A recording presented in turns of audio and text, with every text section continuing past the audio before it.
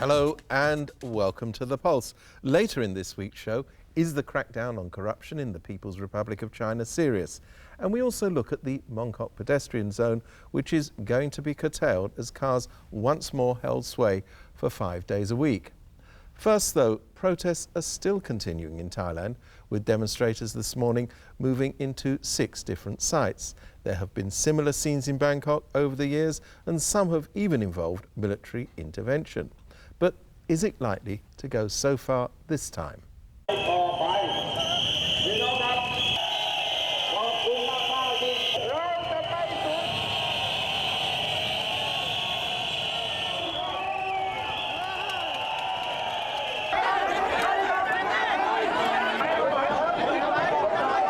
They want to take over this country, take over the government.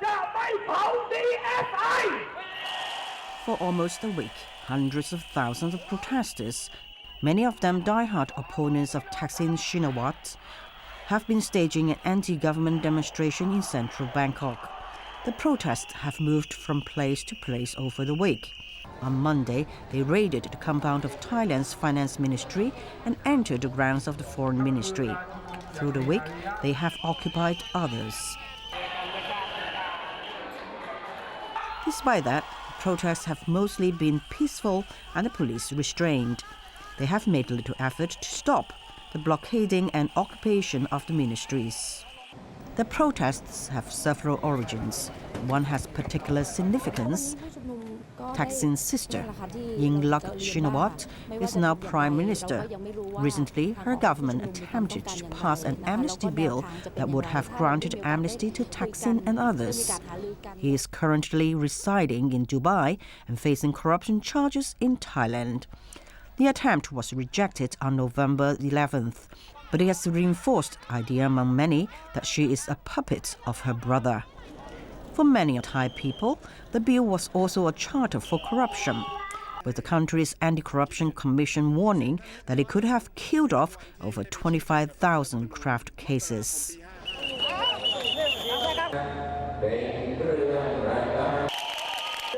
Protest leader Sutat Thasaban has threatened to extend the fight to government offices in provincial areas.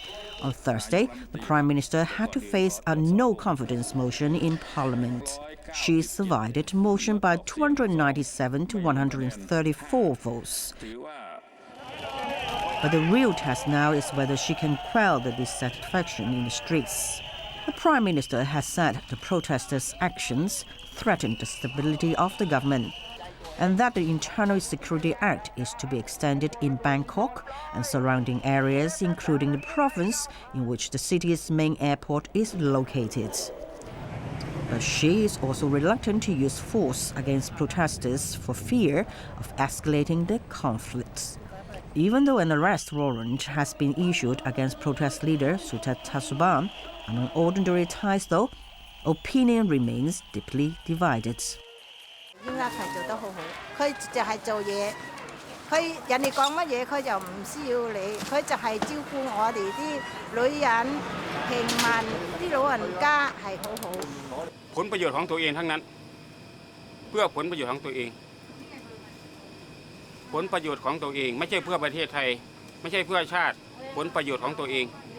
With us in the studio is Professor Mark Thompson, who's the director of the Southeast Asia Research Centre at the City University of Hong Kong. Let me ask you the obvious question here, which is how do you think these protests are going to pan out? Well, I think there are basically only 2 possibilities. One is the protests gradually dissipate and there's some sign that the numbers are declining already. Or there's some sort of polarization, repression that goes wrong, or a military coup that further polarizes the situation and leads to something like we saw in 2006, a military coup or some sort of indirect change of government through pressure from behind the scenes, particularly from the military, as in 2008. But I think given the current state of Thailand, the first scenario is more likely, that the protesters, I think, have overplayed their hand. But what we also know is that you had a more or less continuous stream of protests for the last, 2 decades almost. I mean, what does that tell us about where Thailand is? Well, the current sort of cycle of protest goes back to around 2005, when there was a mounting movement against Thaksin, who was a very popular leader, but unpopular among the Bangkok middle classes and elite. So that led to his overthrow by the military in 2006. Elections were held in 2007. A pro-Thaksin government came into power. That was then eased out through indirect pressure, as I mentioned, 2008. There's been kind of a pause since 2011, when the current government of Yingluck Shinawatra, of course the sister of Thaksin, took power. And some observers were thinking, well, maybe this is a gradual easing of the polarization. But the last few weeks have showed us that that was just a temporary pause, and things have resumed, and the polarization continues. And basically, the political camps are unchanged since that initial protest period about 8 years ago.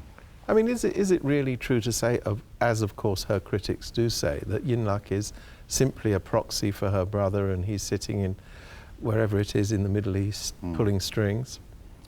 Sure, of course she's directly linked to her brother. She wouldn't be prime minister if it wasn't for her brother's influence, and the fact that her brother dominates this party is the symbol of this particular camp in Thailand. She's put some particular accents on policy.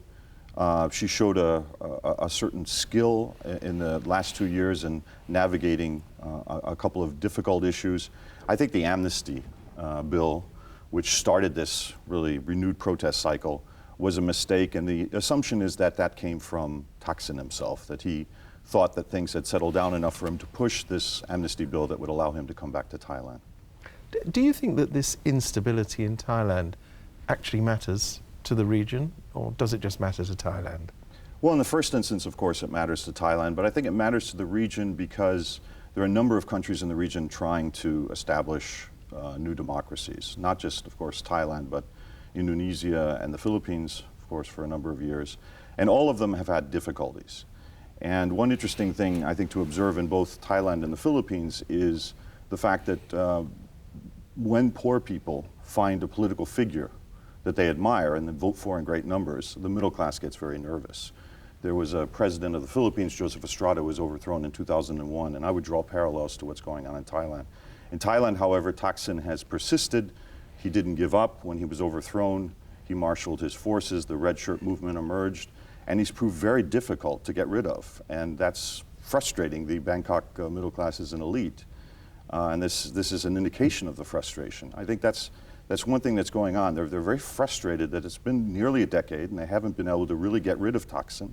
They're trying once again, but it looks like they will not succeed in the long run.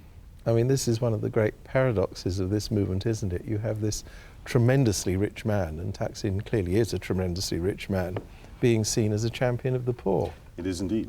It is indeed. He kind of evolved into this role.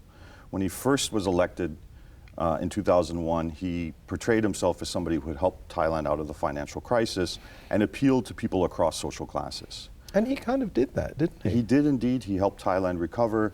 But I think what happened is because he also had programs to help the poor, and because he was such a successful prime minister for several years, that he began to worry certain elite forces, and that plus a series of corruption scandals led them to organize these mass protests against him. But as people have mobilized against him, and these opponents are not all just Bangkok elites, Thaksin's opponents also have support in the south of Thailand. But nonetheless, when that happened, Thaksin sort of naturally resorted to poor people in the north, particularly the northeast. So that's the way this sort of divide occurred. It wasn't really intentional. Thaksin didn't start out as that kind of populist politician, but as his critics in the elite pushed him in that direction, he was rather skilled in making those kind of appeals. Well, Mark Thompson, thank you very much indeed. And we'll be back after the break.